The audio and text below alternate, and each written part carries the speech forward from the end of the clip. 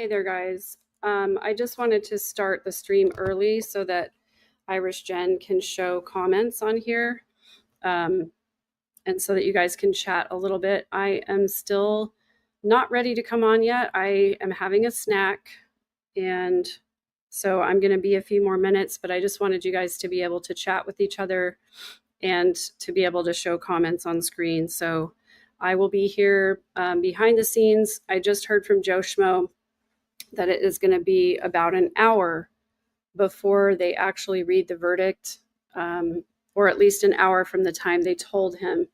And from what I am hearing from other sources, it looks like somebody told me that it was going to start at 3:57. I don't know if that's correct. So I'm going to double check and I'll be back with you guys in just a little bit. Yes, please hit the like button while you wait. It will help push the stream out to people who want to be here with us for the verdict. Justice for Charles.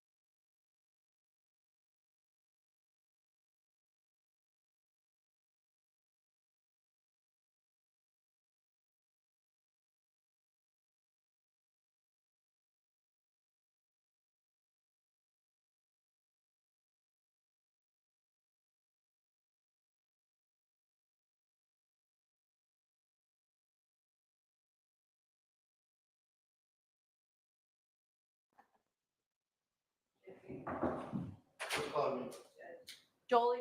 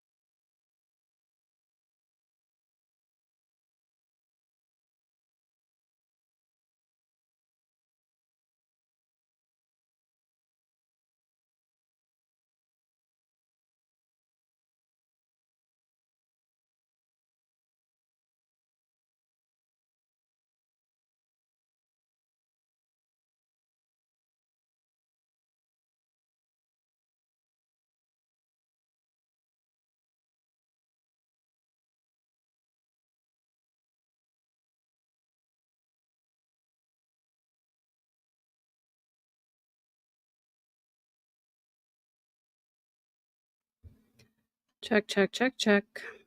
Just making sure that you guys can hear me. I was having some technical difficulties, but it looks like I have it fixed now.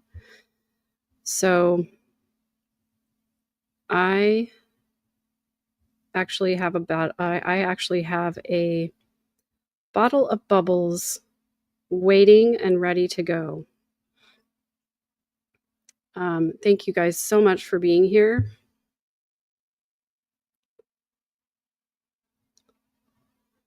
I really appreciate it. Yay. Yes, the jury has to be unanimous.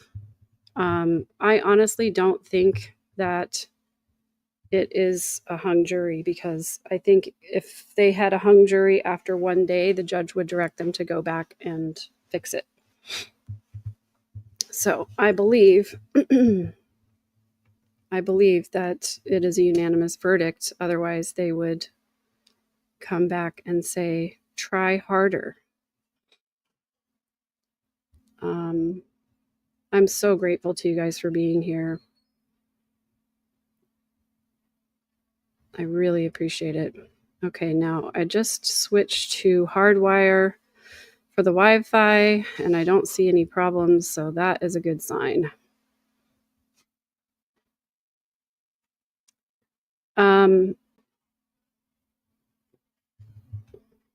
I think what I would like to do is go back to opening statements, because one of the things that is important to a jury, and by the way, here I am. I heard that Vinny played your song today on his live stream. I still haven't heard the song. So if anybody knows where I can find it or has a link that I can do it, that'd be awesome.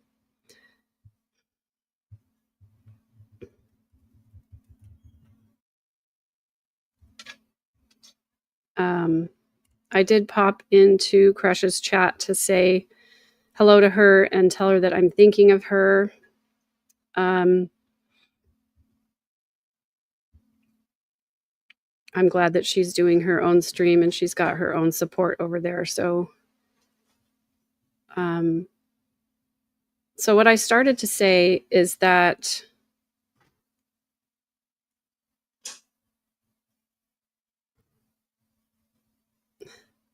sorry, people are texting me like crazy, which is good.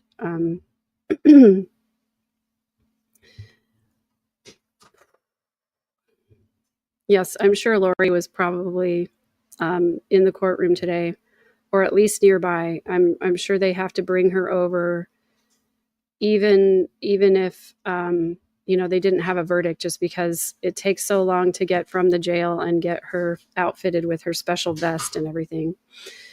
I started to say that one of the things that is important to the jury is promises kept in the opening statement. So I think it would be a good idea for us to go back to Lori's opening statement. Don't worry, I'm not going to play the audio of it, but I think what I'm going to do is I'm going to play it with the subtitles visible so that we can talk about it. I mean, I don't want to tell your business, Cat Baloo, but there's nothing wrong with bubbles on a Wednesday morning. I mean, it's 5:21 p.m. here. I'm just kidding.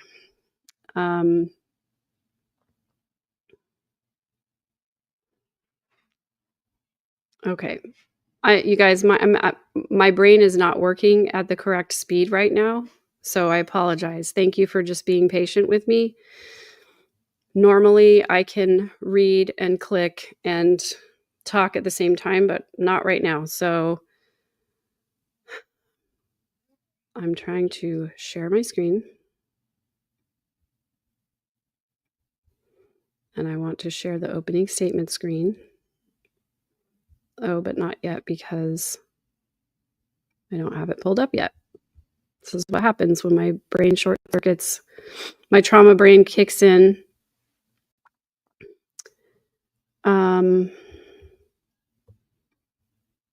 Well, duh, I could just go to my own channel because I have it on my own channel.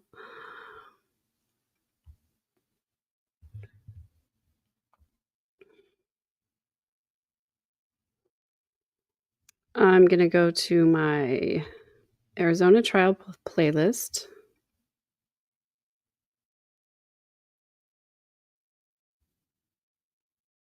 Oh, hey, I had a good hair day that day. Sorry, guys, I'm just talking to myself.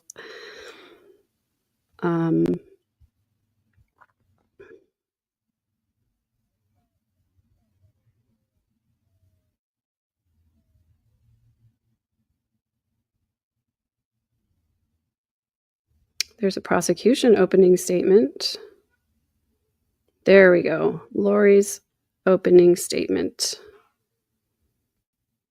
on my own channel. That's kind of wild, you guys. I never thought that I would have a channel. I never thought that I would be doing anything like this, in fact.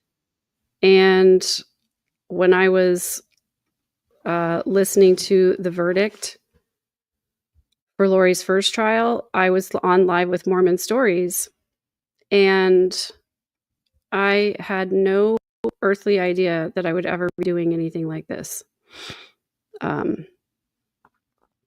So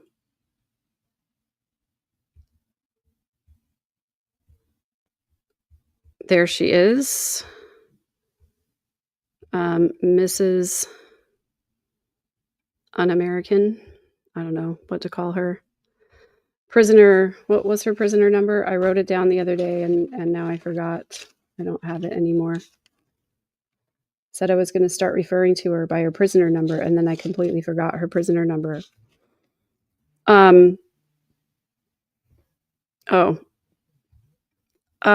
Bug, I don't even think my parents know she's on trial right now, to be honest with you. I'll probably mention it to them after it happens. So, thank you so much for being here. You guys are kind. And thank you, Irish Jen, for being such a lifesaver. Okay.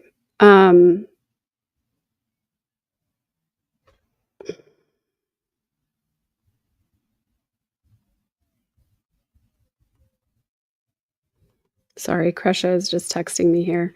We were trying to figure out how to merge our live streams. Give me 1 second, guys.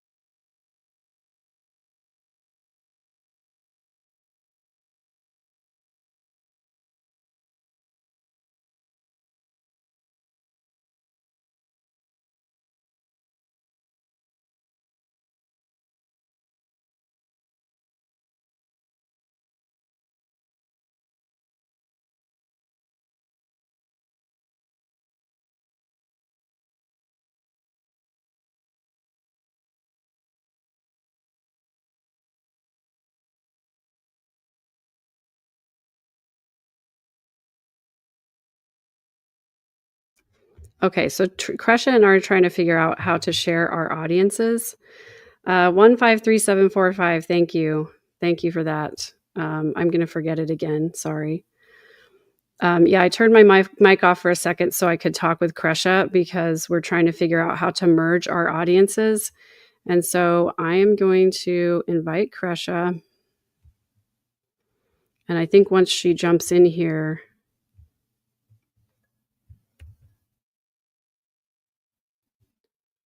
she can stream this to her audience too.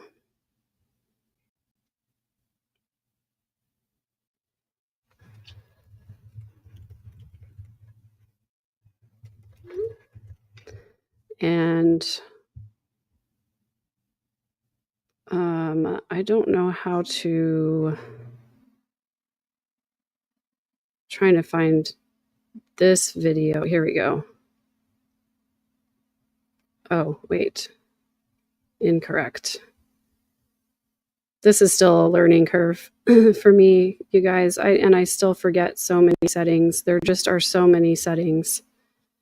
If you've never done this before, it is a learning curve.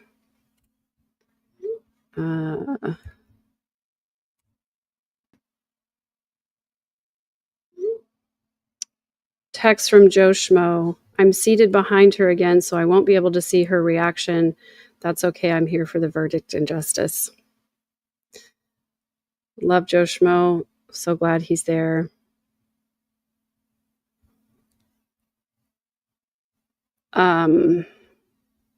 Okay, well, Kresha's got all the info now. Hopefully she can jump in.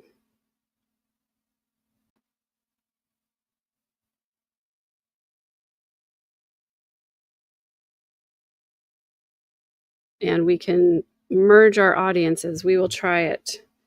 8675309. Lori, we've got your number.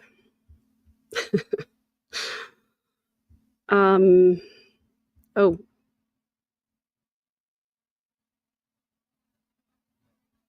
who said the judge is in? I don't see him. I've got the screen up right here.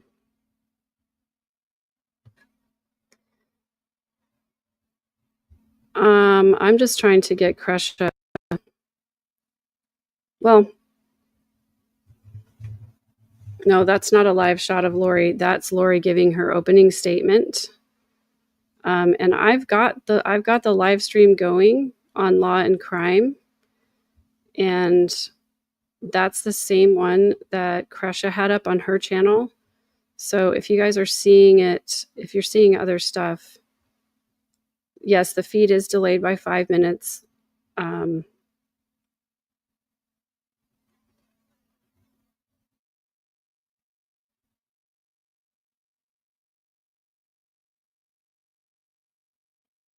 Okay, so where do I need to go?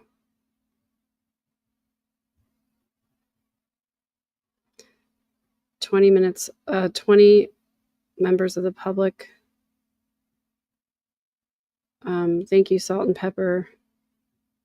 Okay, I'm going to go to a different stream then, because it seems like Law and Crime is too far behind.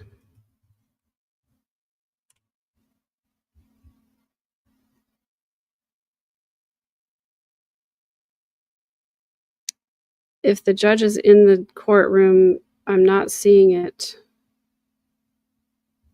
Are you guys seeing the judge in the courtroom?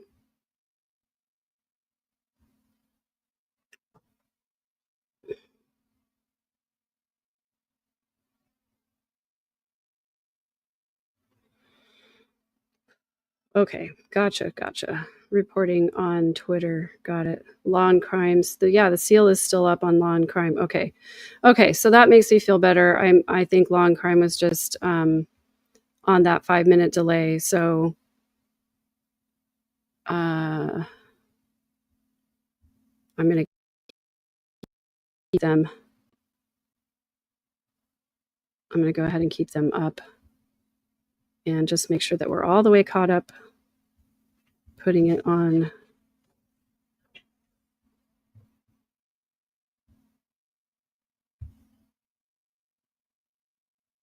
Okay.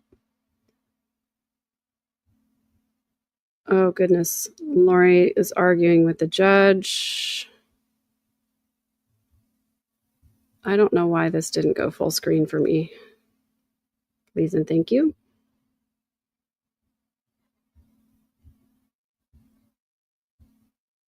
Okay. MB, you're saying no spoilers, but you know that Joe Schmo is going to tell me. He's going to text me as soon as it comes in, and I feel like I want to announce it at that time, before we actually officially hear it. I was feeling really emotional earlier just because this has been such a long journey, and this all started with Charles, and I know we still have Brandon's trial to go, but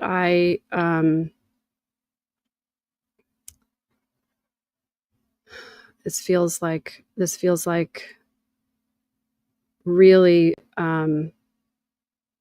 important.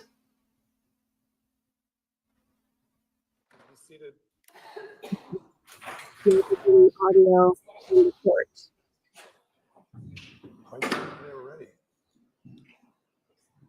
Judge says, "I thought we were ready." Can you guys hear the court audio? I'm not going to announce it. I'm just going to let it play, guys.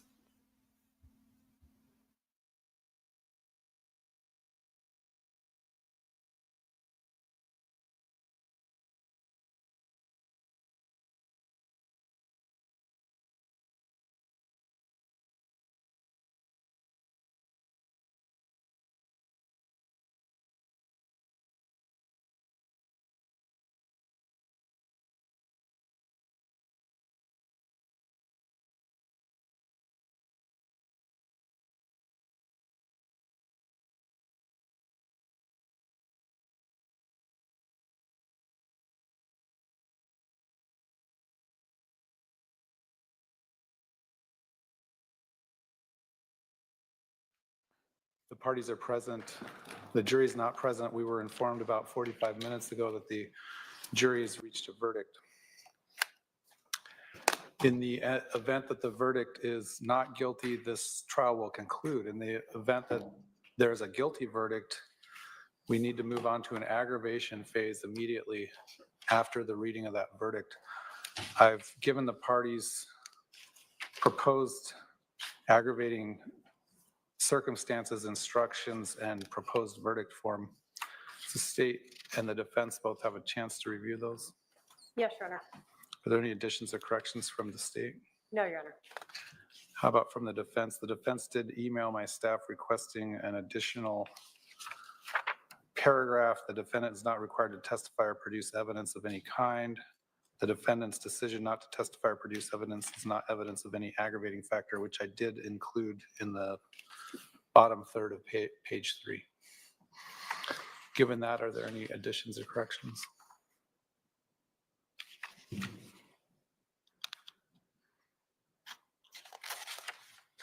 No, Your Honor. Are either the state or the defense requesting any other additional instructions? No, Your Honor. If there's an aggravation phase, does the state plan on introducing any testimony or exhibits? Testimony, I believe, likely from 2 family members, we will limit it.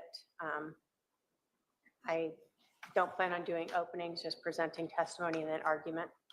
All right. Would the defense anticipate presenting any evidence? Your Honor, can we just stipulate to that? I mean, the statute says there's only one punishment for this crime. What is this? Why is there an aggravation phase for this specific count? Much like the guilty verdict, the jury in Arizona has to find whether or not there's any aggravating circumstances. In addition, the jury would still need to find that if it's a guilty verdict, whether or not it's a dangerous offense. Until it's found as a dangerous offense, that sentence that you're talking about wouldn't be triggered. So I think we need to have an aggravation phase regardless. So would you plan on presenting any testimony or evidence in the aggravation phase if there is an aggravation phase? No, but could I just stipulate to it or not? That's my question. You can stipulate to aggravation and you can stipulate to whether or not it's a dangerous offense, but I think you should probably wait until we read the verdict to do that. So I guess it will, depending on what the verdict is, we may take another break. If there is an aggravation phase, are your witnesses here yet? No, they are not here yet, Your Honor. The next of kin are, from my understanding, about 5 minutes out. All right, we'll wait a few more minutes before we take that verdict. Please let me know when we're ready to come out. Yes, thank you. Anna says she's 10 minutes away, but she's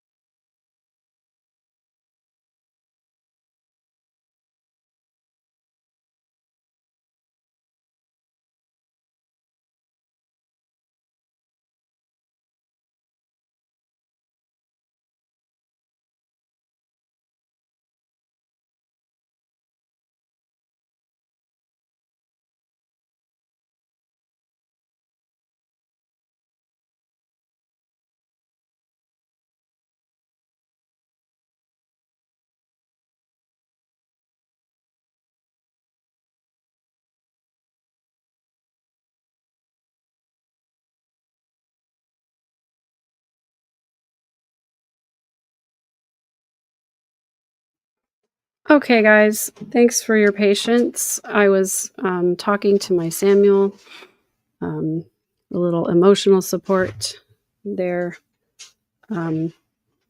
You'll find this funny. When I told him, I was like, okay, I'm going to go talk to my live stream for a minute. And he said, okay, I'm going to talk to my chat too. And then he started talking to his dog, Gus. So he said he's going to start calling Gus chat.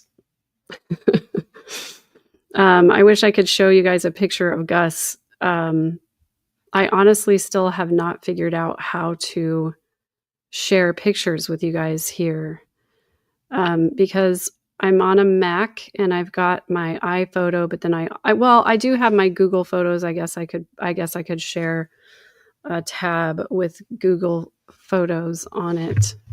So I'll try to find it real quick. You guys have seen my dogs, those of you who've been on my channel before. But I don't think I've shown Gus, Mr. Gus. He is a Great Pyrenees. And sorry, this is totally untrial related. Yeah, no spoilers on my channel either, I think is the best way to do it. I used to know what the Latin words said, Diat Deus, Ditat Deus. I know Deus is God, I think, if I remember correctly. It's been too long. The opera part of my brain is also pretty weak.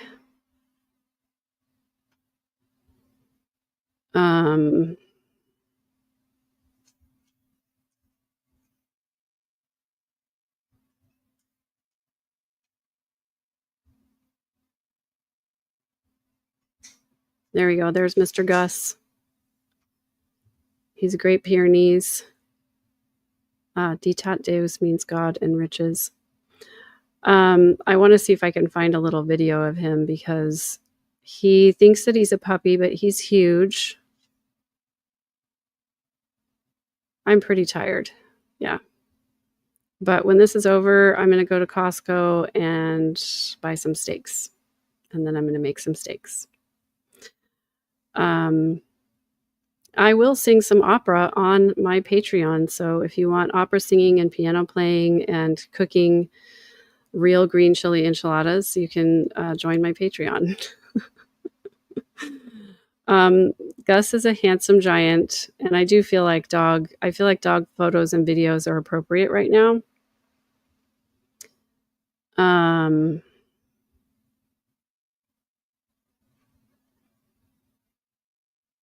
So I'm going to try to find some videos of him.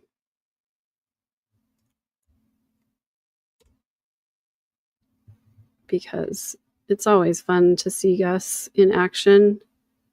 He thinks he's hilarious. Every single time I open the back door for him, he runs out as if there is something to catch out there, and there never is. I guess I don't have videos of Gus on my Google. I only have them on my iPhoto, and I don't know how to share those. Every time I try to do it, it doesn't work. But I can show you this cute picture of Mr. Gus with his beautiful shoes on.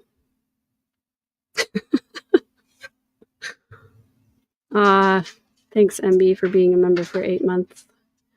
I do know how much I'm appreciated. You guys are great at letting me know how much you appreciate the content. And it really, hey, Tom's wife, Susan, it really makes me feel good to know that I'm helping people with the things that I'm sharing here. It's the reason that I do it. So I am hanging in there. I am tired, very tired, but no, they're not his shoes. Those are actually the shoes of my partner's daughter, and she just put them on there. So I can also I can also show you. So when Samuel adopted Gus, he also adopted 2 of Gus's sisters, and so for a while he had 3 Great Pyrenees. They were originally supposed to go to his mom, and she is not in a position to care for 2 gigantic dogs, and so they ended up going to a Pyrenees farm, and they are happy as clams. Oh, good. Brandon Boudreau and his wife are in the courtroom. I'm so glad. Sitting on the front row. That's excellent. I'm glad to hear that. I will show you also the evolution of my puppies. I adopted them in March of 2019 when they were just a few months old. And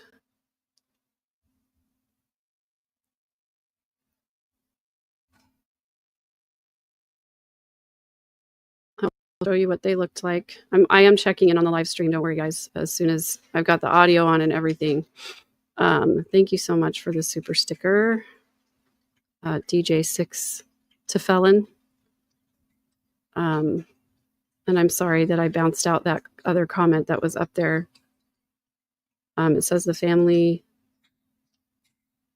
No verdict. I just checked.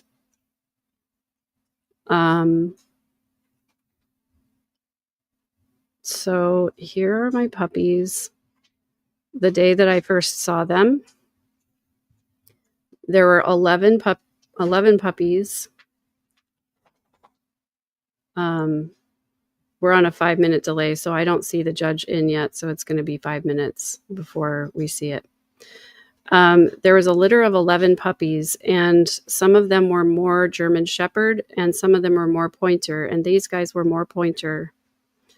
And so thank you guys for keeping me posted. I know we're on a 5-minute delay, so it's going to be just a minute. And the rest of the dogs, the Shepherd dogs, were in kennels in a garage, and it was about to be hot Texas, and I was not happy about that. But this is how they were. This is Loki. They called him Gravy originally, and they called her Polly. This is Valkyrie.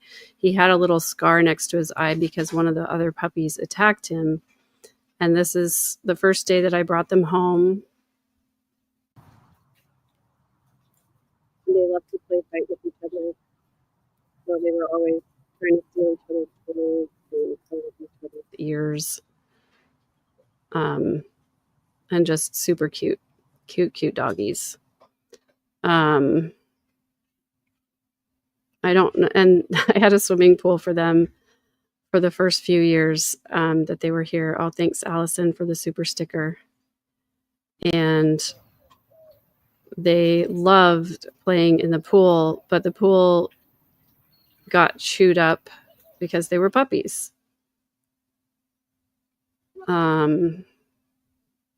Oops. I thought these were all dog shots, but apparently they're not. And they love to dig and crawl under my fence. They also love to jump over the fence. So I've had to do a lot of repairs in my yard. And that was Valkyrie in the pool. She loves to stick her whole face in the pool and just blow bubbles. It's really funny. All right, so we got about 5 minutes before the judge comes in. So that's why I'm showing dog pictures. They love to watch TV.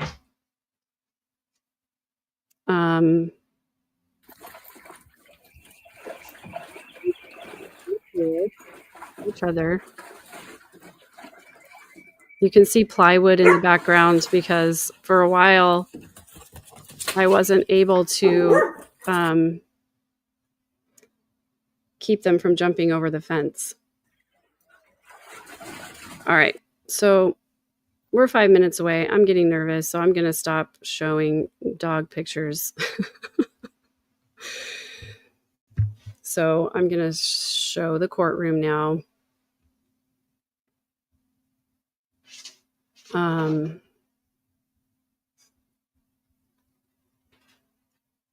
Verdict has been announced.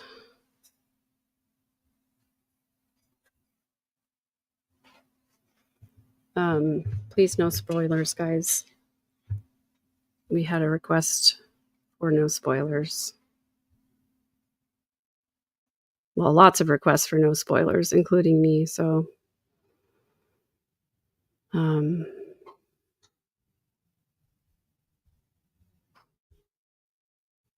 my dogs do bark at other dogs. So, I don't want spoilers here if you guys already have them. But here they come into the courtroom. So this whole thing started State of Arizona versus Lori Daybell, CR 2021-001-704. with Charles. The parties are present. And here we are. I'm going to have my staff go ahead and line up the jury to wait in the hallway for a minute.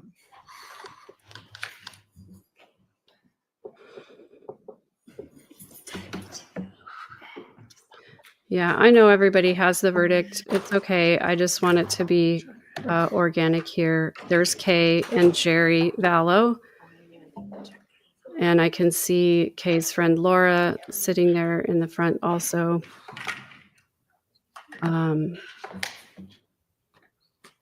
Thanks, you guys.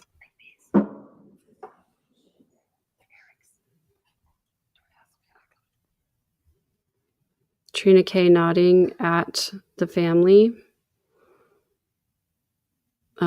I don't know why, but definitely giving them some encouragement, I think.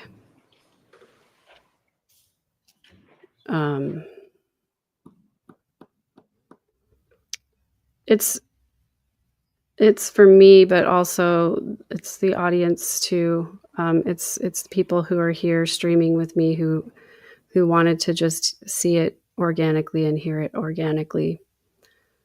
So I appreciate you guys being here with me. Please take a second to like so that other people who want to find it will be able to find it.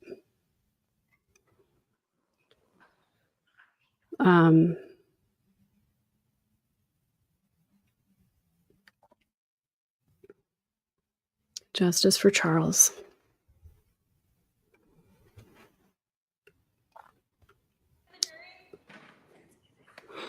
There's the all rise for the jury.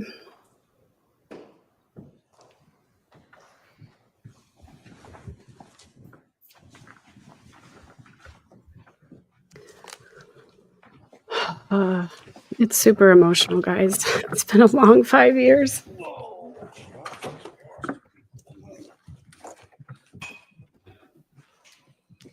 All right, the jury is present. Please be seated. Do we have a foreperson? Who's the foreperson?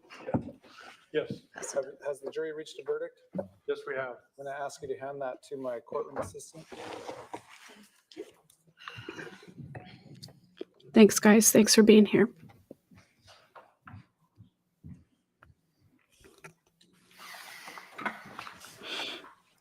I'll ask the clerk to read and record the verdict. In the Superior Court of the State of Arizona in and for the County of Maricopa, State of Arizona versus Lori Daybell, CR 2021-001-704-001, verdict count 1. We, the jury, duly impaneled and sworn in the above entitled action, upon our oaths, do find the defendant, Lori Daybell, as to the crime of count 1, conspiracy to commit first-degree murder occurring on or about July 11, 2019, guilty. Signed, foreperson. Is this your true verdict? So say you one and all. Yes. On the court's own motion, I'll go ahead and ask the clerk to poll the jury. Juror number 1, is this your true verdict? Yes. Juror number 2, is this your true verdict? Yes. Juror number 6, is this your true verdict? Yes. Juror number 7, is this your true verdict? Yes. Juror number 8, is this your true verdict? Yes. Juror number 9, is this your true verdict? Yes. Juror number 10, is this your true verdict? Yes. Juror number 11, is this your true verdict? Yes. Juror number 12, is this your true verdict? Yes. Juror number 13, is this your true verdict? Yes. Juror number 15, is this your true verdict? Yes. Juror number 16, is this your true verdict? Yes. Thank you. All right, I'm going to ask the jury to retire to the jury room for just about 2 minutes. I need to discuss something with the parties before we determine whether you're done or not. So the admonition still applies. Please go to the jury room for a few minutes. All right, for the jury.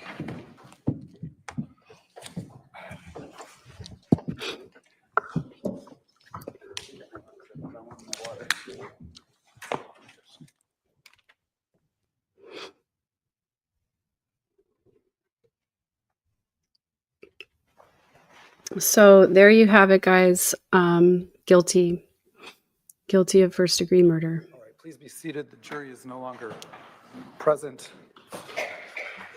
Thank you, Hawkeyes. I'll ask the defendant, you indicated earlier perhaps a willingness to stipulate to aggravating factors. Is that something you want to do, or do we want to go through this aggravation phase? I'm willing to stipulate to it, Your Honor. All that it is the dangerous phase. Is that correct? There's only one statute there's only one sentence. Well, the jury would need to find, first of all, whether or not this is a dangerous offense first. Secondly, whether the offense caused physical, emotional, or financial harm to the victim, or if the victim died as a result of the conduct of the defendant caused emotional or financial harm to the victim's immediate family. And then thirdly, the offense involved the presence of an accomplice. If you're willing to stipulate to all three of those, we can do that. If not, we'll bring the jury back in. I will stipulate to it, Your Honor. All right. You understand that if you stipulate to this instead of a jury finding, well, let me back up. You understand the jury would have to find these aggravating factors beyond a reasonable doubt? Yes. All right. And do you understand that if you stipulate to these factors instead of a jury doing it, I could also find additional aggravating factors at sentencing? Sure. Has anyone forced you or threatened you in any way to get you to stipulate to these factors? No. Has anyone promised you anything to get you to stipulate to these factors? No. Have you had any drugs, alcohol, or medication in the last 24 hours? No. Do you agree that pursuant to the jury's verdict of guilt, that this would be a dangerous offense because a deadly weapon or dangerous instrument was used? I'm stipulating to it. You agree that that's that this is a dangerous offense? Correct. And you're further stipulating that as a result of your conduct, at least the victim or the victim's family suffered emotional or financial harm? Absolutely. And you're also further agreeing that the offense involved the presence of an accomplice? Yes. Is the state satisfied with the colloquy? Yes, Your Honor, it appears it's knowing voluntary made.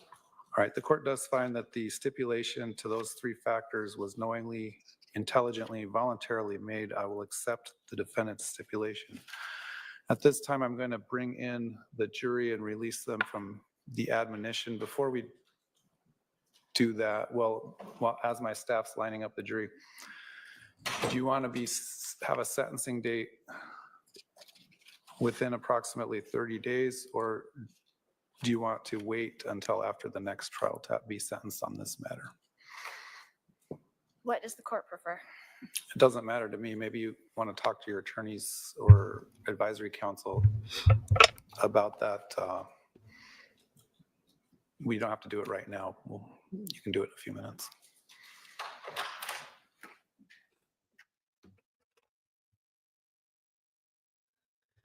Okay, so aggravating factors are for the sentencing. That means that the state and the judge can present evidence that they believe there were aggravating factors in the crime that denote a stronger sentence for her, and stipulation does mean agree. So rather than listening to the family speak about the aggravating factors, Lori is stipulating to aggravating factors so that she doesn't have to listen to the family's testimony regarding the aggravating factors.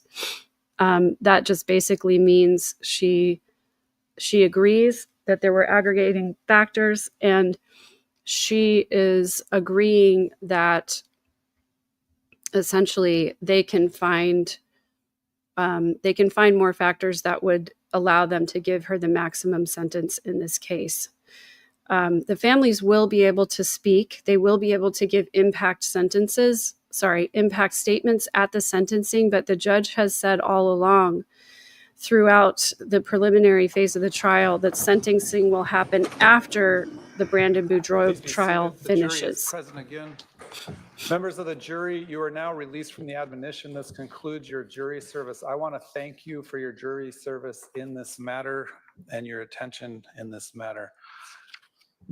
The admonition is lifted, meaning you can talk to anyone about any aspect of this case that you want to at this point, but you also have the right to not talk to anyone about any aspect about this case. I just need to take care of a few more matters, but if you want to wait for me in the jury room, I'd like to thank you personally. And then you can be on your way. If you don't want to wait for me, that's fine as well. But you are released to go at this time. All right. Thank you. All right, for the jury.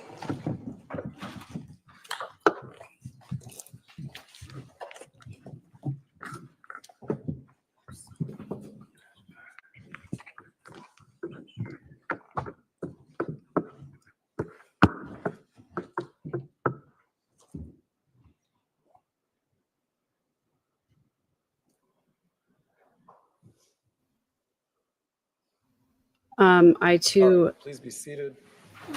I just wanted to say thank you to the jurors too. I'm so grateful. Do you want to talk to your advisory councils briefly to discuss whether or not you want to proceed to sentencing or wait until after the next trial? If we could just wait till after the next trial, Your Honor. Okay. So I'll hold off on ordering a pre-sentence report until we resolve the next remaining case. I've already set the dates and we have a status conference in mid-May on that. So unless there's anything else from the state's perspective, from anything else from your perspective? Nope. All right, we'll be at recess on this matter. She sounds defiant and angry. I was on the phone with my Samuel while she was speaking prior to the jury coming in, so I did not hear everything that she was saying, but I could hear her tone of defiance, and I can tell that she is done. She wants to get out of there. Nope, just wanting to end it. So sentencing. I just want to say briefly, there's Trina K going over to the family, and of course the camera's going to pan to Lori leaving. And lady, get out of the way. We want to see Lori's face. Just kidding. We don't really. Yeah, she may have laughed. Wendy Woobles, thank you so much. Kind of you. Appreciate it. I'm so grateful justice is served for Charles. So she has a little room off of the courtyard. I'm going to mute this. I wonder if we're going to see any jurors come out here who want to talk to the press. If they do, I will absolutely be sharing it. So Lori, there's a room off to the side of the courtroom. That door she keeps coming in and out of every time. And that is the place, I believe, where they, she takes off her rack belt. She gets back into her orange prison jumpsuit, and they shackle her and put her back on the bus to go back to jail. Love you, Tom's wife, Susan. Thank you.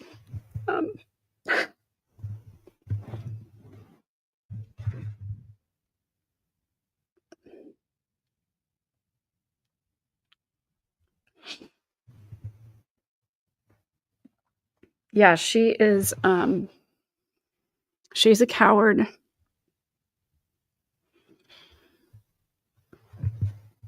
And this is how people with narcissistic traits act when they finally do get held accountable: defiant, rude, victimized. I guarantee you she's going to go back to her little pod and tell all of her inmate women how wronged she was and how victimized she was, and how it was not fair, and how the state bullied her. Oh my gosh, Shannon Parker, thank you. I will. You can count on it for sure. Yeah, the side room has a monitor and audio in case she becomes disruptive. They can send her there. They can lock her in that room if they want to. Thanks, Tim. Thanks for being here. I will hope to see you later on Tuesdays with Tim, Latter Daily Digest. That's where I'll be over there talking about Mormon true crime tonight, as well as I will be on Vinnie Politan's show at 8 p.m. So I don't have a super long time to celebrate, but I definitely will. So grateful for Trina Kay's hard work. She had her work cut out for her in this case. There were so many things that were missing from evidence and what she would have liked to have. Thanks, Virgie Hamilton. Appreciate you so much. She's going to continue to live in her delusional world. Vinnie Politan is Court TV and Latter Daily Digest. I'm going to go see if I can find really quickly, if I can find, I think he has it up already, so I can share the video for tonight's Tuesday with Tim. Guys, Latter Daily Digest is a growing channel. Gene Judson and sorry, my brain is still moving a little slow. Gene Judson and Randy, who was on my show, who was the one who had the double date with Alex.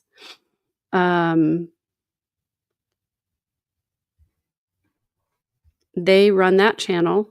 It was Gene Judson's brainchild, basically, and it's a growing channel. They only have about 1,500 subscribers, but Gene's entire mission is to honor creators, especially those who are on the Mormon spectrum, we say. And he has done such an excellent job of introducing me to so many wonderful people. And thank you, McSpunky. I so appreciate his ability to connect people. He has a talent for bringing people together. Thanks, Flygirl517. And I appreciate his channel. I've been a supporter of his channel ever since I learned about it, and I love what he does over there. His whole mission is to honor creators. So if you will, please go over and subscribe to his channel. I will be on there tonight after Vinny. Yeah, I saw Lauren on there. I'm wondering if Kay is going to come out and say something. She usually likes to leave the talking to Larry, and Larry hasn't been able to be there this time. So I wonder if she will say anything.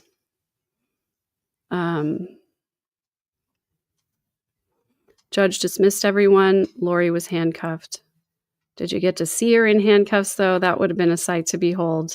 That's what I'm looking forward to after Brandon's trial, seeing her in handcuffs again, where she belongs. Yeah, Trina Kay, I was starting to say she really had her work cut out for her in this case, because there was so much missing from the evidence that they needed. And what she said at one point was that if they did not have that second bullet and evidence of the shored wound, she didn't think that they would be able to prosecute. Thank you, Neil Campbell. Appreciate you. Gene Judson's channel is Latter Daily Digest. You probably have seen him in my chat. He's the one who is always saying to like, share, and subscribe. He is a wonderful hype man for other people's channels. And that's the link for the show tonight, or that's his channel. And I put the link for the show tonight up there as well. It's called Mormon True Crime. Would love to see you guys over there. Trina did an excellent job. She, thank you, Persian Poet. Thank you guys, for everybody who's here. Just thank you for being with me. I really appreciate it. I think Lori was expecting, I think Lori has probably expected for a long time to be saved from the consequences of all of this, seeing as how she really believes that she's working under commands from her Jesus and from her God. I'm sure Hidden True Crime is doing interviews there, because they're live. They're at the courthouse. Do you happen to know who they are interviewing? Because I will definitely go to their channel and restream press conference live with Lauren.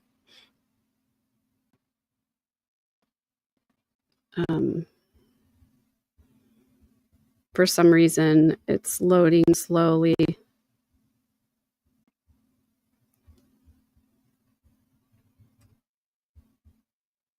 Sorry, you guys. I'll go back to the beginning.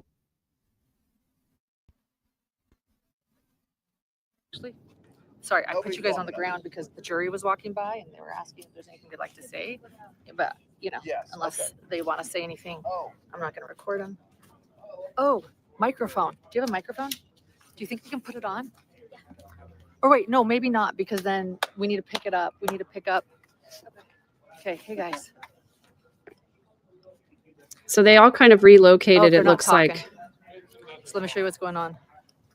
They're not talking. So we have this set up, but it looks like family's not going to talk. So I'll show you guys what's going on. Thanks, Guilty Diana. verdict. Joe Schmo right there. Hey, Joe. Hey, there's Joe Schmo. From his YouTube channel. Aw, my These friends. are all of the Grayson. cameras set up. And this is a hope for a press conference. This is what we do after a guilty verdict. So oftentimes after a verdict, people will set up this sort of mic stand in hopes that when family or the Valos come out, they perhaps say something to the media. And it looks like, as far as the communications director of the court just came out, as well as the public information officer, and they said that the family doesn't look like they're going to be saying anything, but we're gonna just sit for a little bit. You guys can be with us as we kind of see what happens after, and I'll tell you guys about what happened in there. But Lori Vallow Daybell has been found guilty of conspiring to kill Charles Vallow. It's a good day. There are some reporters that are chasing jurors that came out. There is a juror talking? There's a juror talking? Where? Hold on, guys. It's facing me, so I won't show him unless he wants it. So, Okay, if there's a juror talking. They said they're not talking. Do I stay here or go over? I'm gonna go over. I'll be back. Thank you, Eleanor Nelson. And making a thank you decision. for the Decision super right now. sticker. Yep. Something's happening. Okay, we're going. Okay. I definitely want to hear if there's a juror speaking, so I'll definitely show that. I'm just saying thank you for the super sticker.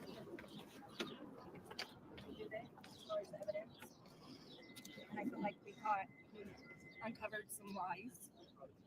So Knowing now that she was convicted of killing her 2 children in Idaho. I haven't had a chance to Google everything. I'm sure as soon as we get on the shuttle. So might have more to say later. Was that difficult going through this and Yes, not being able it to be was. disconnected? Yeah. What It do you just felt think like there was a lot of information that didn't make sense and that was missing. Do you think she did herself any favors by No. defending herself? No, You were not impressed with her No. lawyering skills? no. What did you think of her behavior during cross-examination? The way that at more moments she was argumentative with some of the witnesses. I mean, many days she just was like smiling and laughing and didn't seem to take anything very seriously. Were you hoping to hear a defense? How much of that did that play a factor in the decision? It did. Were you hoping to hear her testify? Were you hoping Yes, to hear her I call was. witnesses? I was. And what about you? I didn't understand why she didn't call any witnesses. Yeah. To be honest with you, I don't get Or that. why she didn't have like, I know she made a statement about the only family that was interviewed was her estranged brother, and why wasn't her parents or her sister? But yet she didn't call them. But So- I mean, in saying that, she's not obligated to prove her innocence. Exactly. Yeah. And you gave her that benefit of the doubt. She recognized she didn't have to put. She's- Right. Was the fact that she didn't put up a defense or take the stand in her own defense part of your deliberation at all? No. Did it It was all affect? evidence. It was all evidence that was Yeah. produced and presented to us.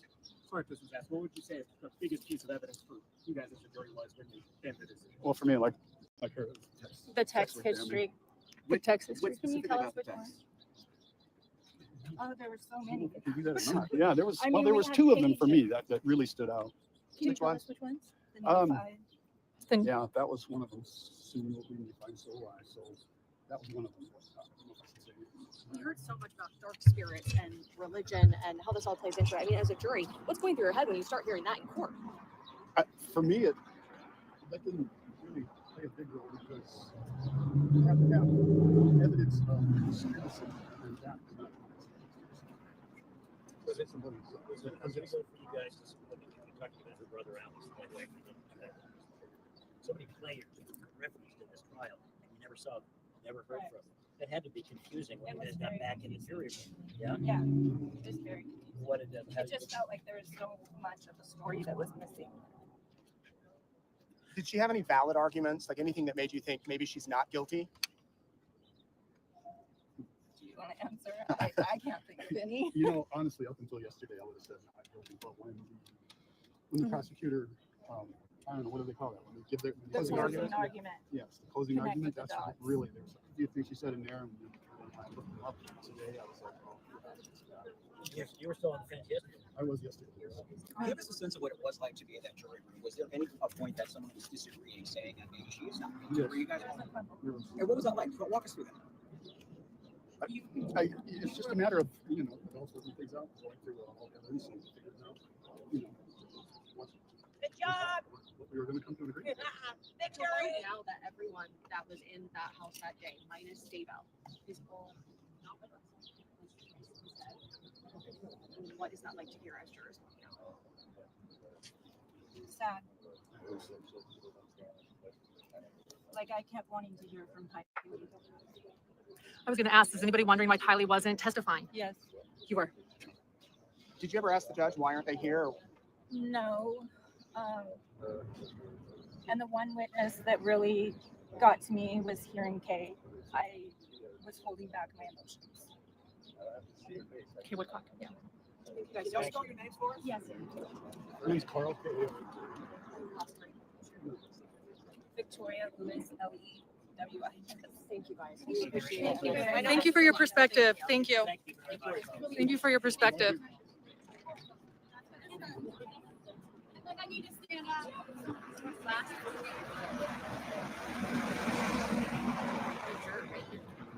Thank you.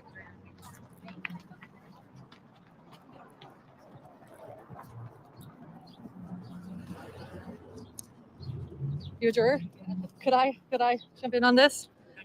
Are you doing an interview with them right now, or No, sorry for texting everyone. what is? People at once. Yeah, You kind of walk us through what it was like in that room. In, your decision today. One of the biggest factors was probably when we were sitting there, whenever they would ask a question about the Mormon stuff and all that, she would just kind of look at us and smile and smirk. So it kind of gave it away for a lot of it. Just kind of didn't really care.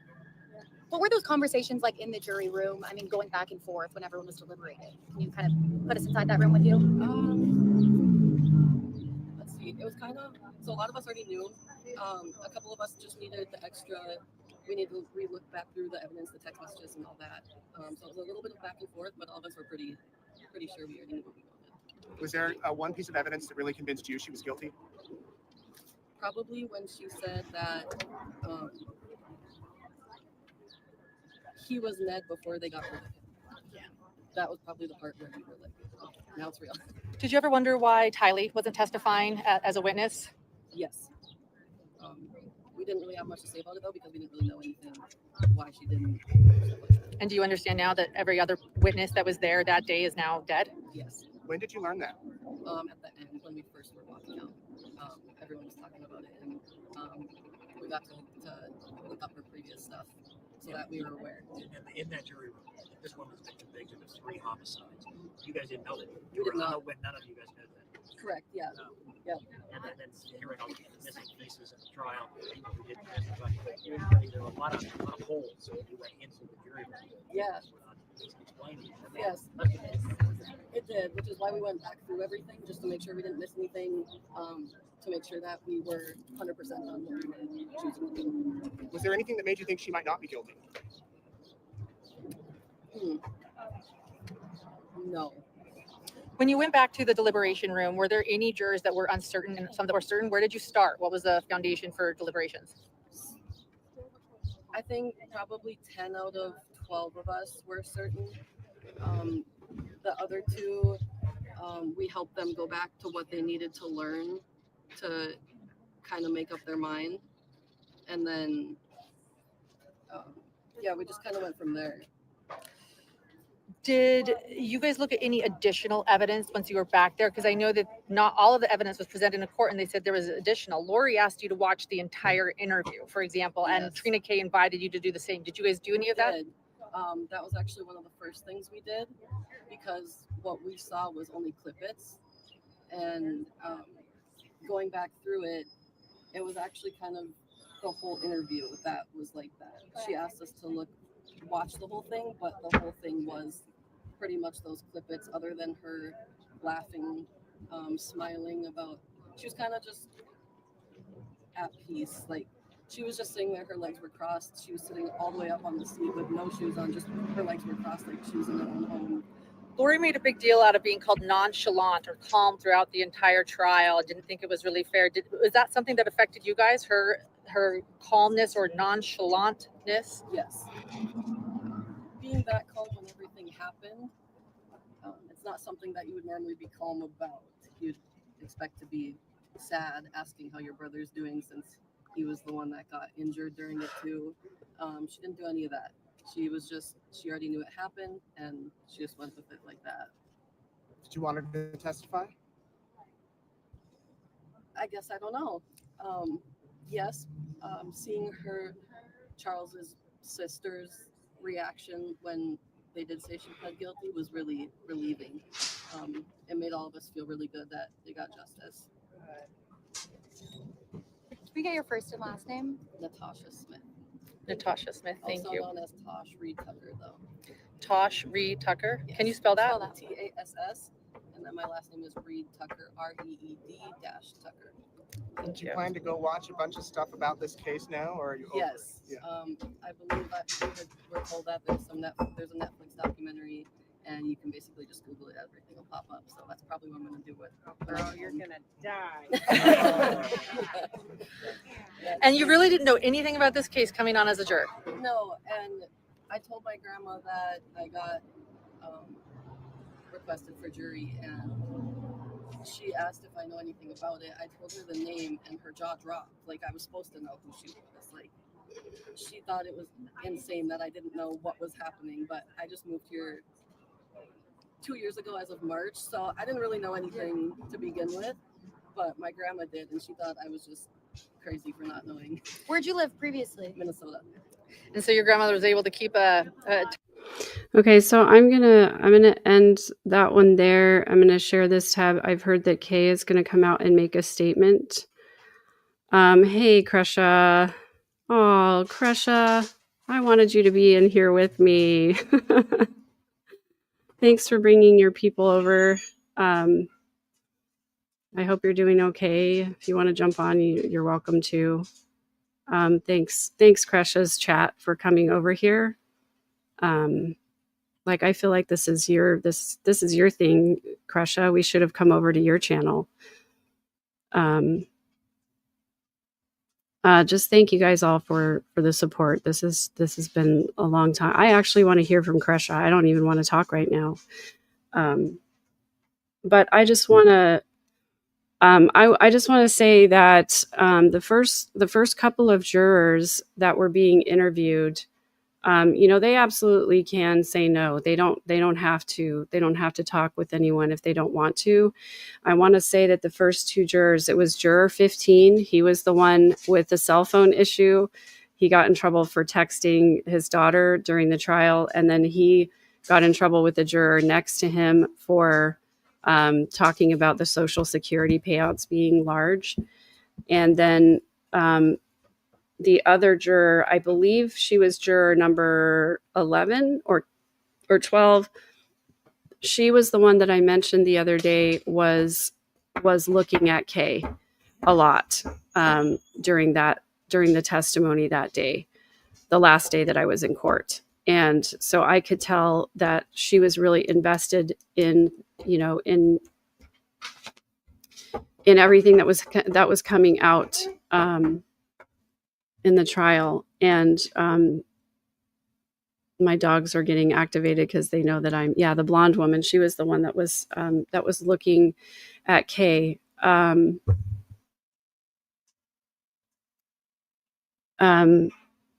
Court TV is asking me to jump on, but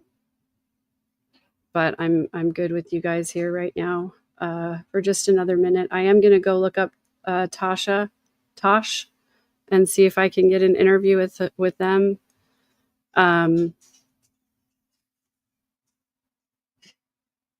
Yeah, I just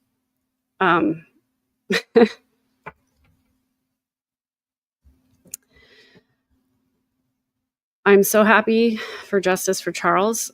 This has been a long, terrible journey, and I'm just thinking about Kresha. I can't imagine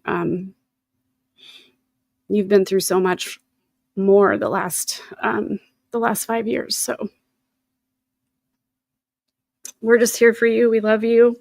I'm thinking about Colby, hoping that he's doing okay. If you have any insight, Irish Jen, would love to hear. I know Irish Jen follows Colby's channel as well, and I'm just thinking of him. I'm thinking of Kay and Larry, and I'm thinking of Susan and Jerry. Jerry, it's a good thing that Jerry went home when he did, because I think he and I would have gotten up to some trouble. Kresha, I don't know. I haven't even gotten to talk to Kresha about this, but one night, I posted a picture in my Patreon of the night that we were all of us hanging out together, Hidden True Crime, Gigi McKelvey, the Valos. I would love to have Kresha jump on if you're still around and if you're willing and if you're up to it. Guys, give me 1 second. I'm getting a phone call that I need to take for just a second.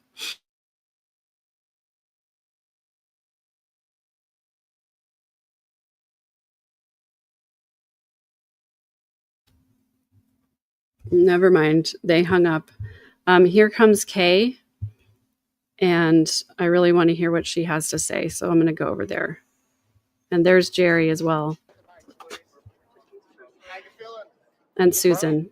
I'm sure everyone has heard by now that Lori Daybell was convicted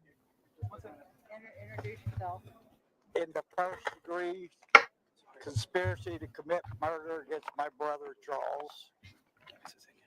And it was a relief, a long journey, and I'm just glad it's over with.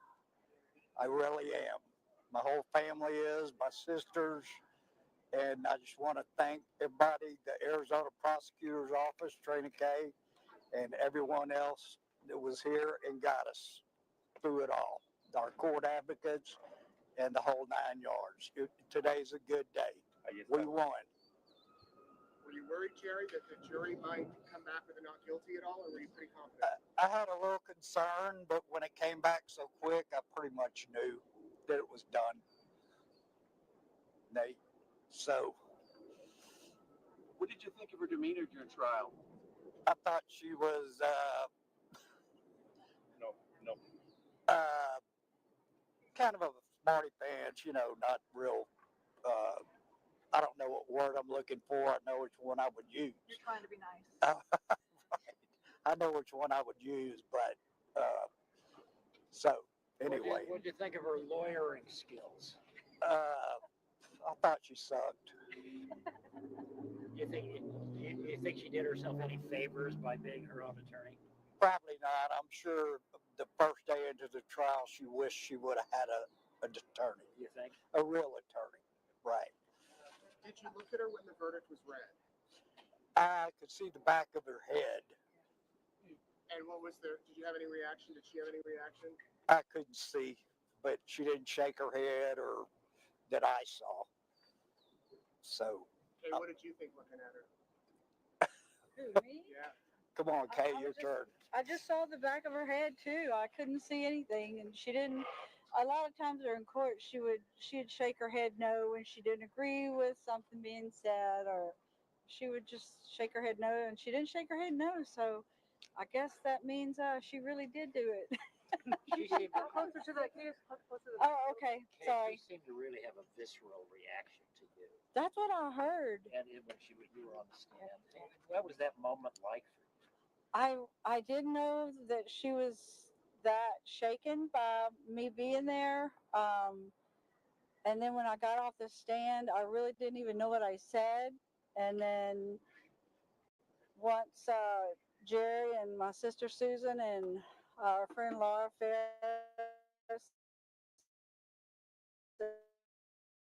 and they were like, "You did so good." She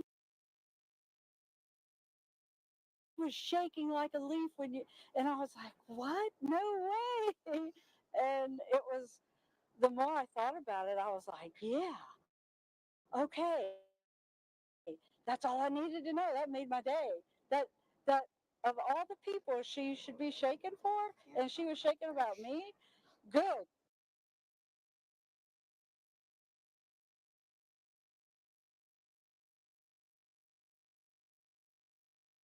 6 years of walking the pits of hell every day, and about halfway through, I realized, okay, I'm gonna make it through. But it was a long time. Elation. It was a long time before I got to that point. But it's still difficult. But it's okay. I'm ready to move on. It's time. We've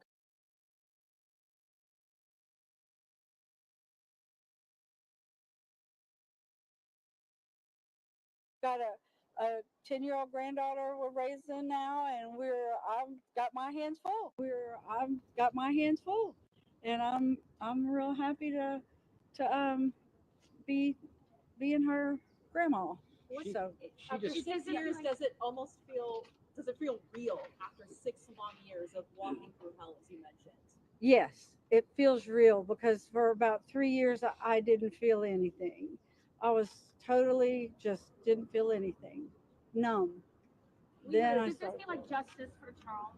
Is this Yes, and the order in which it's happened, this was the first incident, the first murder, and then everything up in Idaho, and then so Charles would have wanted, take care of Tammy and the kids first, and get to me when they're ready. And so he would have been. He's fine, and I know that he's pleased with us, and excuse me, there's a bug. I know he's pleased with us, and I feel I feel I feel good. Kay, one of the tell us that your testimony stuck with them. Exactly. And they even saw you after and felt like there was justice for your brother. What does that mean to hear that? Great. Whatever I said, I struck a chord, and that's what I wanted to do. That's what I was trying to do, and I'm grateful. I mean, hey, the Lord put this, gave us. Well, this was thrust upon us, and our lives just went into a like a tornado for a long time, and then getting to say things in the first two trials, and then getting to speak about Charles finally, because he's been so silent. And I mean, it's just been silent where he's at. I know people thought we forgot about him, and no way, and but law enforcement never stopped.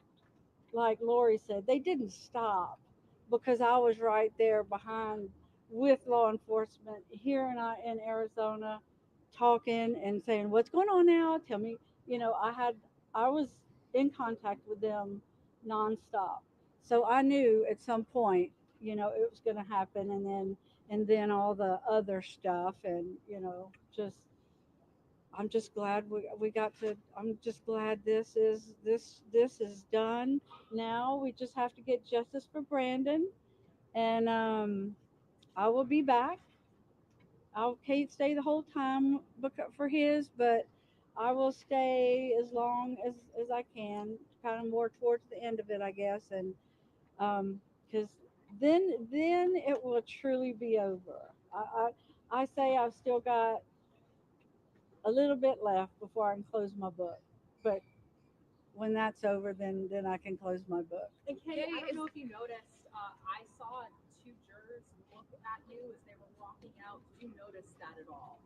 No, I didn't. I watched them walk in because I know that if they look at you when they're walking in, that's a good sign. And nobody looked at me, but I didn't see. So I didn't watch them walk out. I didn't think to look. So What'd you think good. when Lori waived aggravation? What'd you think?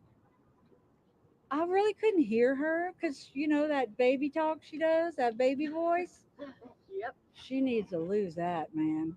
I hope she grows up in prison and learns how to talk like a woman, and not a I baby. love But Kay. anyway, One of the jurors, the woman with the long hair, she said that she really just wanted to give you a hug. She's like, afterwards, I really just wanted to give her a hug. And just tell her sorry. in Idaho, all the jurors I've met from up there, from both trials there, that was the one thing they were like, I just wanted to hug you. I just wanted to hug you. So I hope I get to meet her. I hope she reaches out to me. Nate, if anybody calls you, give them my number, and just make sure they're a real juror.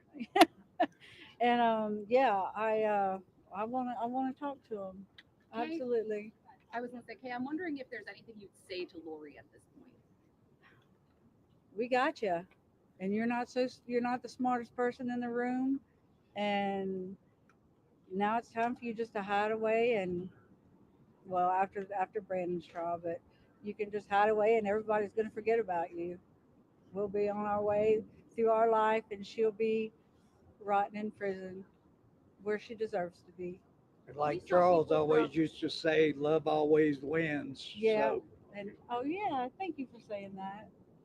Yeah, love always wins was Charles's thing, and yeah, so it does. She described this as a family tragedy. That is absurd. And That when was you heard that mantra over and over again. and calling Charles my husband, whom she was hated at the time, whom she was ready to kill him. It's like that just shows you what she's an actress. She turns on this persona and goes with it, and then boom, she turns it off, and then there's the real her, whatever the real her is. I sure never knew her. Tell us a little bit, just for me, about Charles. Let's bring it back to him and his legacy. Hey, you want to take that one? I'm sorry, what was that? If you could just Tell tell us a them little about bit about Charles and his legacy and how you want us to think about him? He was my big brother, you know. I followed in his footsteps. I did everything he did. He was only a year and 2 months older than me. So we hung around a lot. We had a lot of the same friends. He was a big influence in my life. And he was just a good dude. He was, all the way from a kid till when she killed him. So, you know, What did it mean to hug Trina K at the end? What did that feel like? To hear the verdict and then give her a hug? well, I hugged her and told her I loved her because she did such a great job. And it Yeah. felt good. It did.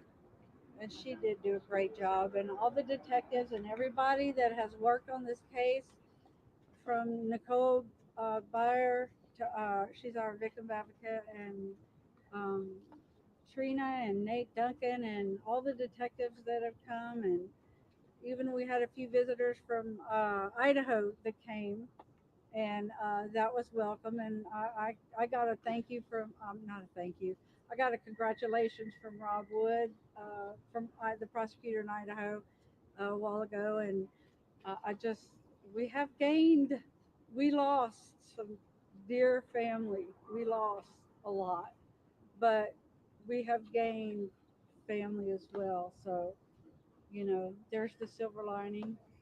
And even in the worst times of your life, there is something good there. You just take sometimes a little while to find it. But y'all, we're dying here. Yeah. And so, Susan, do you want to Lauren, say anything? No, she, Yes, she Jerry. doesn't want to. and as a parting shot, they got the bitch again. Yeah!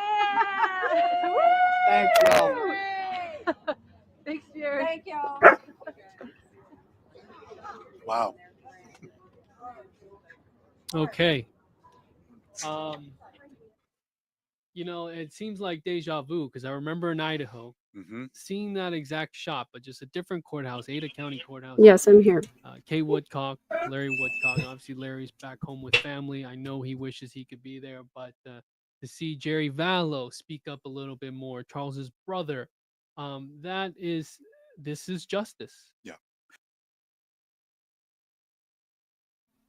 Court TV is calling me, and I'm not ready to end with you guys yet. So I'm trying to find it on YouTube so that I can play it for you guys.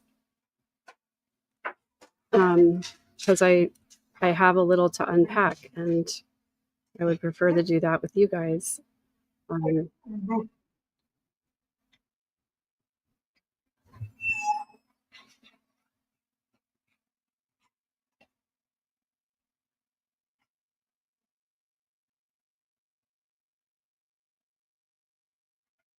I don't see it live on here though.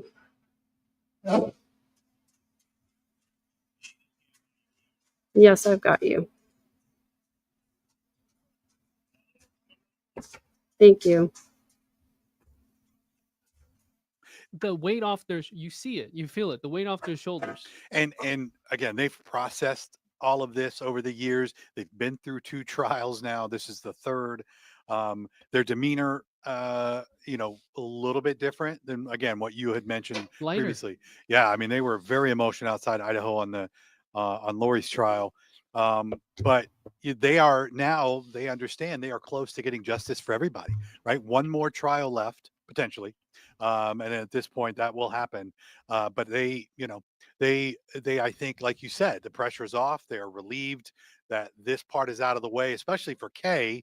You know, we know how connected she was to little JJ, but this is her brother. I mean, this is her, you know, this is her blood, somebody that she was very close to, as were all the siblings. But for Kay, anyway, you know, we'll find out from her later, obviously. But I just, you know, you can see now that she's starting to get over the, you know, this idea that you know there was still work to be done. Well, her work is now coming to a head. She's got one more trial, and then she will have, you know, accomplished in getting justice for her family. Yeah, and I'd like to ask her, but I don't know if she will be called as a witness for the trial regarding Brandon Boudreaux, and it might not be as relevant. She might not be as relevant in that case, but obviously she has grown close to Brandon Boudreaux. She wants to be here to support him. But testifying in 3 trials, I mean, not a lot of people can say that. Now, you were just talking about one of these jurors talking to the media and how they are now going to basically binge watch everything and learn as much because it becomes a part of you. It does, and when we talked about this idea that the jury, when they walked into the courtroom, 3 weeks ago, and were made aware that they were potentially going to be on a jury of a trial like this, and then for them to come into the courtroom that Monday, 2 weeks ago, 2.5 weeks ago, to see all the cameras and all the media and all the people, I can only imagine what they were thinking. Again, they weren't supposed to know anything about this case, and from what we're hearing, none of the jurors did. I think, they had some knowledge of the name Lori Vallow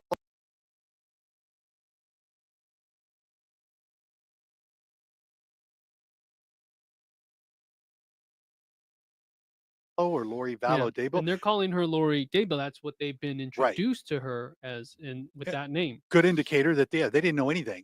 And so we had one juror, one of the first ones that we spoke to after court today, who was like, I had a family member who knows all about this case, and they were good about not telling me anything, but now they're all going to watch.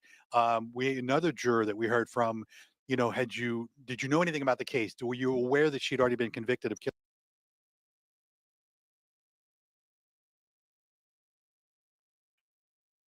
We're back now live from Phoenix, Arizona, where our coverage in the verdict in the cult mom conspiracy trial of Lori Daybell is continuing. We did just talk with a juror who said that one big thing for them in making their decision was those text messages. So really interesting to hear the juror's perspective as to what exactly took place in this case. She also talked about that second shot. The prosecutor talked a lot about that second shot in which Charles Vallow, according to their theory of the case, was already lying on the floor, saying that was not self-defense. The juror we just spoke with as well said that did impact their decision. Here with us now to discuss more of this case, Lori Vallow Daybell's cousin, Megan Connor, is with us, joining us via phone. Megan, thank you so much for being with us today. Yes, thanks for having me again. I know you have been in the courtroom throughout this case. What is your reaction to the verdict, Megan? Well, I'm definitely grateful. More than anything else, I'm grateful to the jury, and I'm very happy that justice is finally served for Charles. And I'm thinking of Colby and the Vallow family today, and just really grateful that justice is served.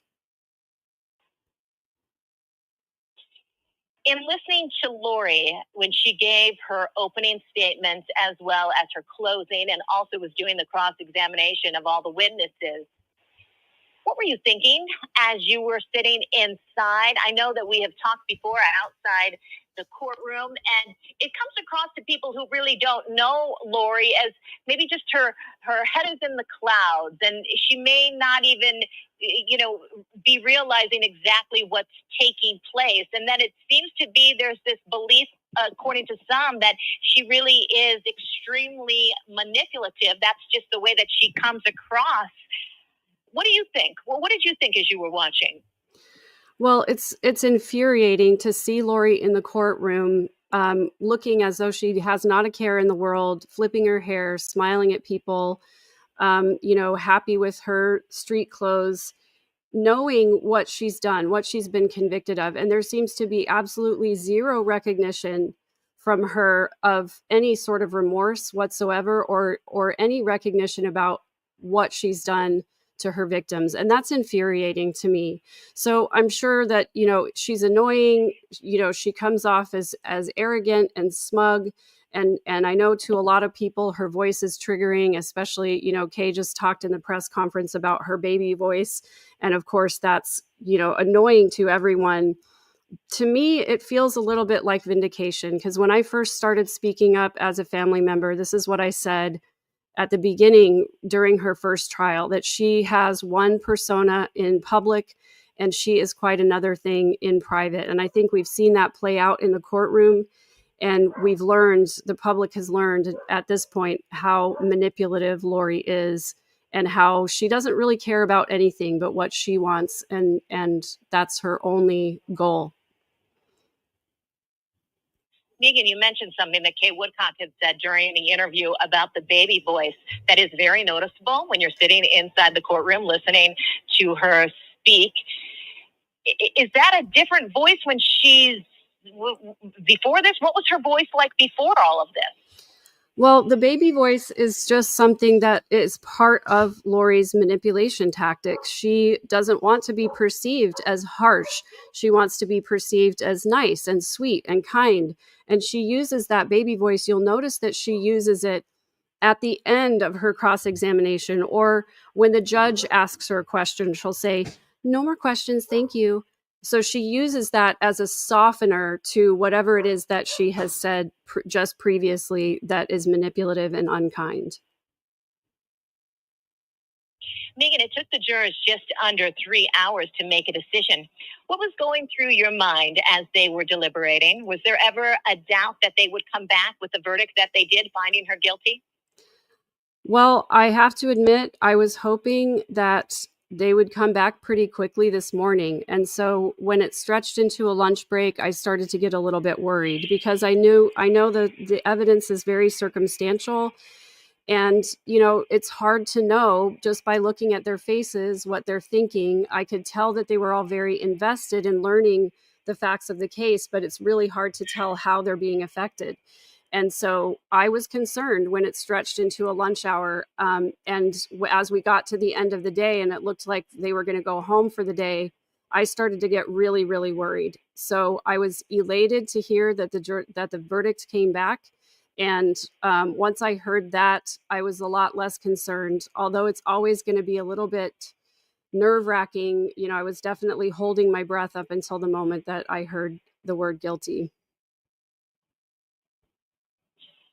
Megan, throughout this trial, I believe there were some new things that some family members did become aware of. One of those things was that Charles Vallow had been dating. Was that something that came as a surprise to you? I knew through talking with other family members that he was moving on, and I knew that he had, filed divorce papers earlier in 2019, and so, I knew that obviously their marriage was having difficulty. So it wasn't really a shock to me that he was, that he was making dates with other women. And I think as we heard Nancy Jo Hancock testify, it was just dinner. They were meeting, they'd been talking. It's not like they'd had this long-standing relationship that Lori wanted to allege that Charles was having an affair when it was actually her who was doing that. Yes, that was tough for many people to reconcile that in her comments inside the courtroom. Megan, thank you so much for your insight and your thoughts on this case. Sorry for everything that you've had to go through. This is a never-ending tragedy for anyone who has been involved, it appears, with Lori Daybell. So, Megan, thank you so much. Appreciate your time. We're now going to bring in criminal defense attorney Robin. Megan, thank you so much, and we'll see you again Eastern. I appreciate you so much. Thank you. Guilty for Lori Daybell. Yes, thank you. And we'll talk in just a little bit. Okay, by any thanks. stretch of the imagination. Bye. So how was that? Court TV wanted me to jump on, and I didn't want to jump off with you guys because I wasn't quite ready to unpack yet. So how was that? Kind of fun. When the producers, want to talk to me, I feel, I don't feel obligated. I don't want to say that because I don't, but I've made some friends and some contacts, and I want to continue to nurture those relationships because they're important to me. So I really like Court TV. They're some of the people that I will definitely, I'll definitely go on there almost anytime they ask me. So thanks. My heart is with Colby. I keep hearing people say that he's having a really difficult time. I do not have his phone number, but I have his email, and I'm going to reach out to him for sure. I do have some mutual acquaintances that I will reach out to him through because my heart goes out to him, and I just want to be here for whatever whatever he needs when he needs it. I understand him keeping his distance and preserving his peace, and I appreciate that. I don't know if there's a way for us to support him, but I'll just say when I'm done here, please go over to Colby's channel and let's give him some love and support, because I know that he needs it. And I've said so often during this entire case that Colby has lost more than almost anyone in this whole thing. And definitely, yeah, it's very emotional. It's kind of like I said when I came out of the courtroom on day 4, to suspect something, to think you kind of know, is pretty hard, but to have it confirmed is really devastating.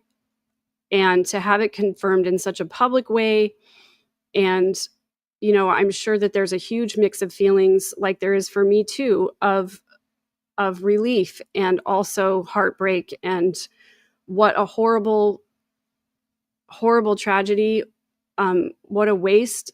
I can't even imagine how it must feel when it's your mother who killed your siblings, and your stepfather, the person who really was more of a father figure than ever. So anyway, and yes, Charles Vallow's 2 sons need love and support. They're not out here in the public eye, but my heart is with them as well.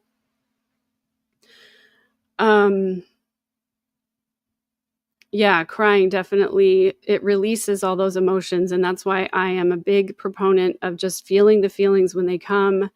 Let the tears come, so that you can release it. And a lot of this is grief as well. All the victims have suffered, and all the people who've cared about this case have grief as well.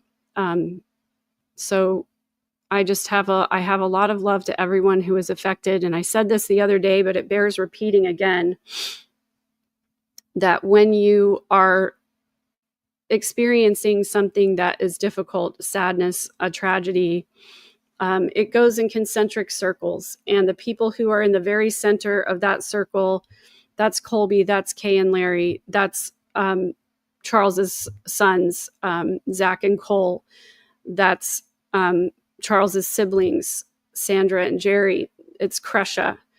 Those are the people who are in that very center circle. And, I know that I'm on the periphery.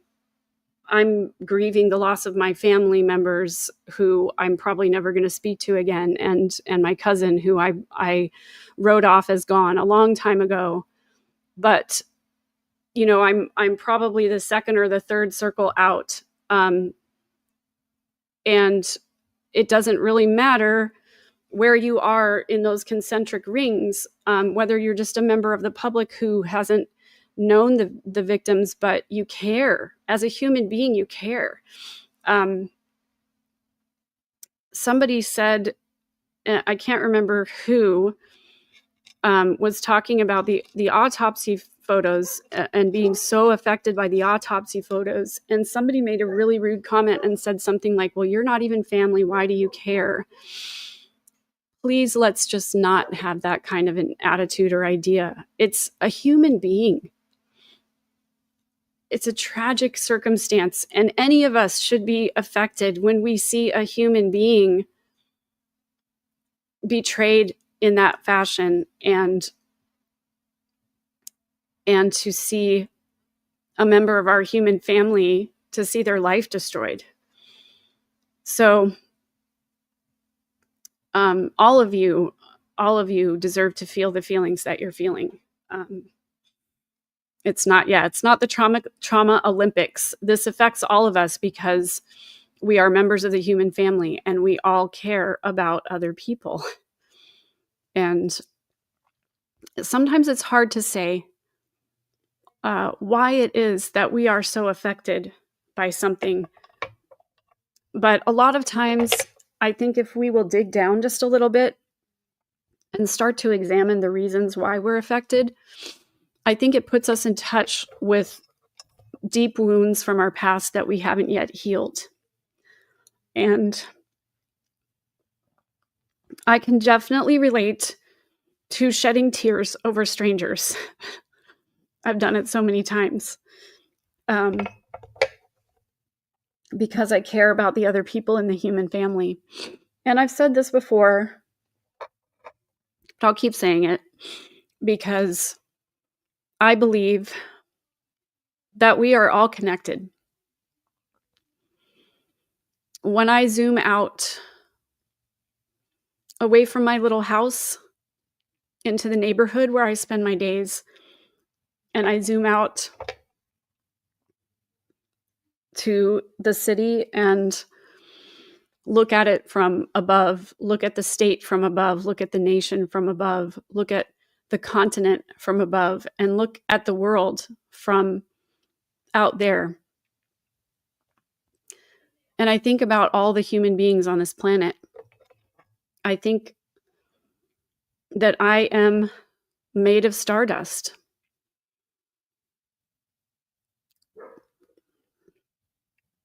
The very things that make up my body and my soul are the things that make up the universe. And that's the same as every single person on this planet who has ever lived or who lives now or who ever will live. And so therefore, we are all connected. We are all part of the human family. And we all want the same things. We all want love and belonging. We all want peace and prosperity for our children, our loved ones who come after us. We all want connection. And so in that way, we are all the same.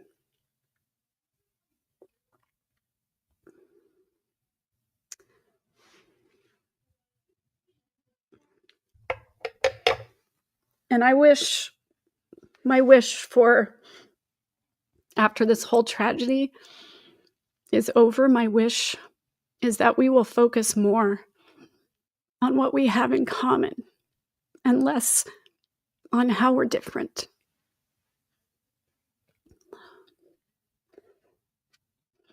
That we'll focus more on what unites us and less on what divides us. Because it was division and dehumanization that led to these deaths.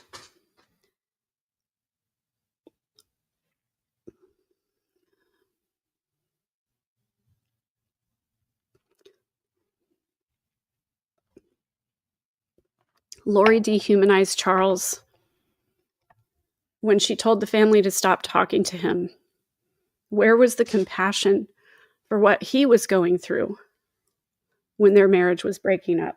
We read some of the texts today between Lori and Charles.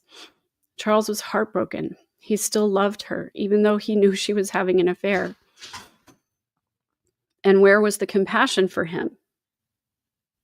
You know, Lori's family members, when Lori said jump and they jumped, she said stop talking to Charles, and they did. And he was isolated and alienated.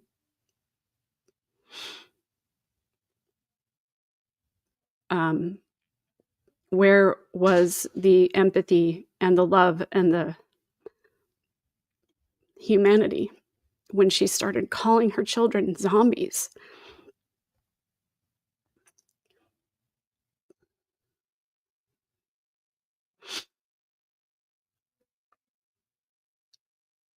Where was the humanity from the women in that circle, in that inner circle, when Lori started preaching and Chad started preaching that when a zombie inhabits you, then your spirit is already gone? Where were the tears for Charles when they said that Charles was already gone, that it was just his body? Where were the tears then? Where was the empathy?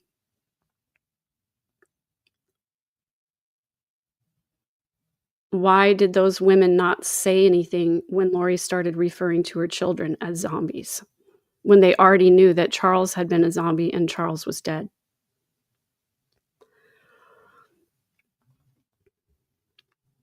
Why didn't they speak up? Why didn't they say something? It's because they weren't thinking about the human family. They weren't thinking about those children as their own. They were thinking of themselves. They were thinking about the recognition they were getting. They were thinking about the power and control they felt by Chad telling them that they had a special mission and special powers.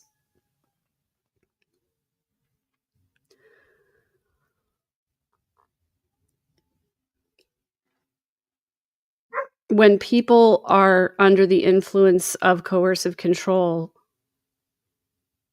they don't really have their own minds. And when people are being manipulated, they stop thinking about other people and they are focused only on survival.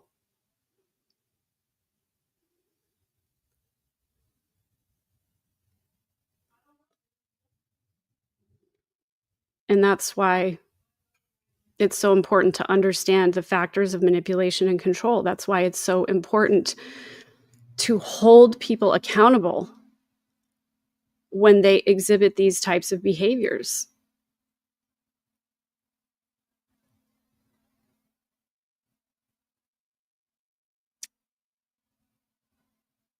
Teaching people about this is not, it's not just about a podcast. It's not just about a YouTube channel. It's about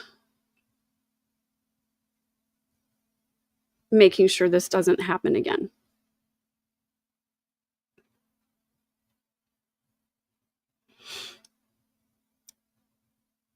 It's scary to me to think about how many people were sucked in by Lori's manipulation. We saw it over and over. We saw it with the police officers. We saw it about every single time she interacted with someone, some member of the public. Because she had a pretty face and a charming smile, and because people wanted to protect their own interest. And it's been hard for me to watch.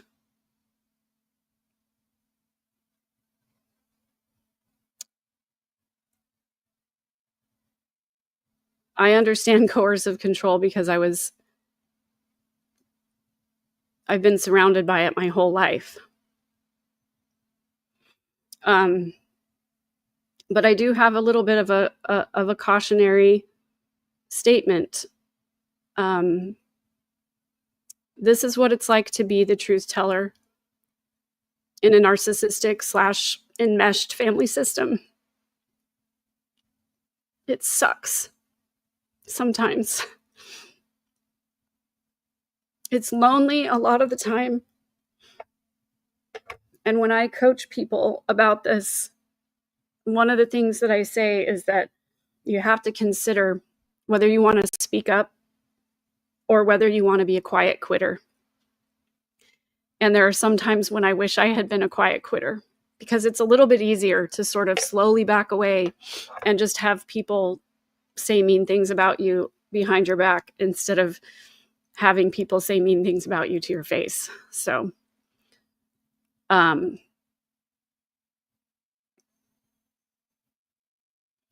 when you hold the coercive person accountable, you're going to get blowback, and that's what's going to happen. Quiet quitting, I don't think, is any less lonely, but it sometimes is a little less explosive, and it just depends on whether or not you have a good bomb shelter. And I do.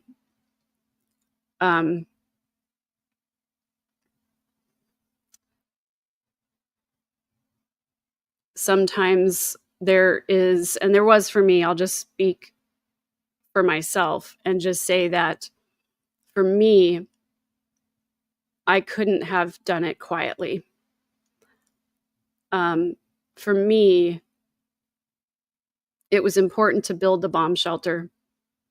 It felt safer to me, honestly, to know that I have the skills to defend myself. I have the skills to call it out. And I have the resilience to overcome when it happens to me.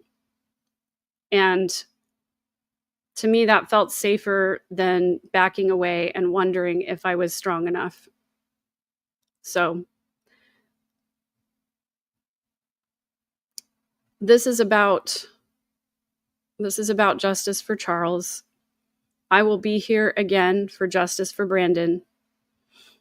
And I will be here over and over every time that I see injustice, coercive control, family systems that aren't healthy, religious systems that aren't healthy.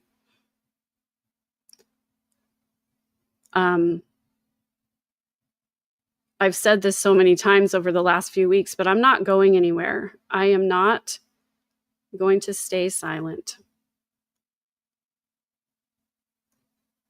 I'm going to keep talking about it because I think it's important. And I want to be here for the people who have gone through it. Because when I was going through it, I felt alone.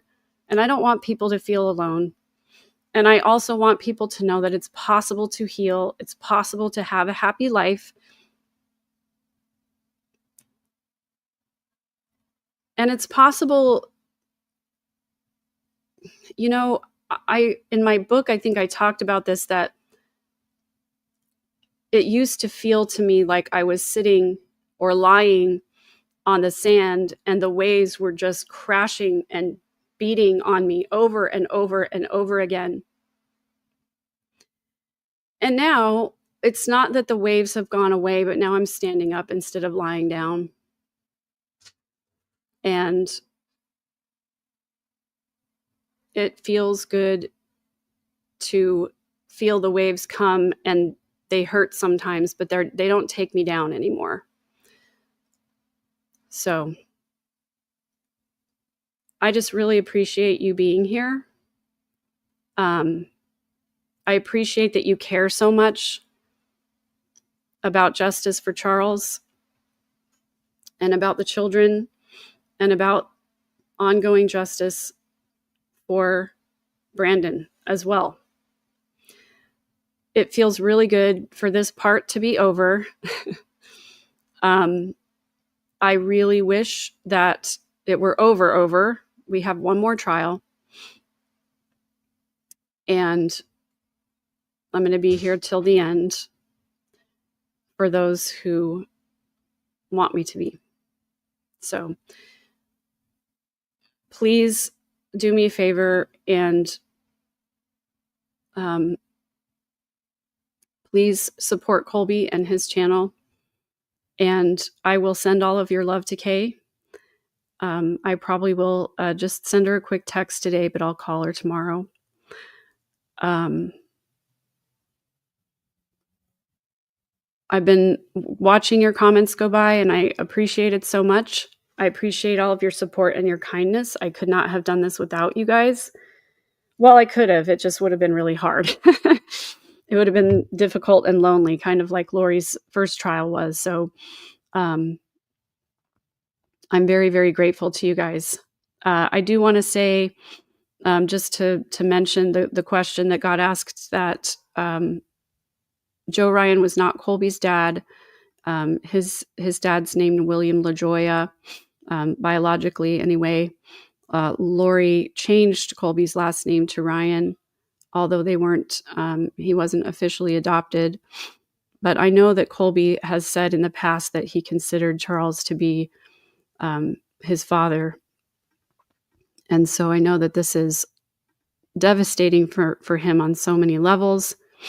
And I just want him to have all the support that he needs. I will have more to say about Lori's comments today for the aggravating factors, But right now, I feel like I just want to decompress, and I don't really feel like celebrating at this moment, but I can rest. So I'm going to do my self-care. And I just want to say thanks again for being here and for caring. So I hope you guys go do your own self-care. Please take some time to take care of your mental health after this. It's been a long saga, and I know a lot of you are activated over it. So I really hope that you guys will take care of yourselves. Go do something that makes you feel strong and powerful and good about yourself. Yeah, I like this, Anna Franco. We're all walking each other home. Thanks for that.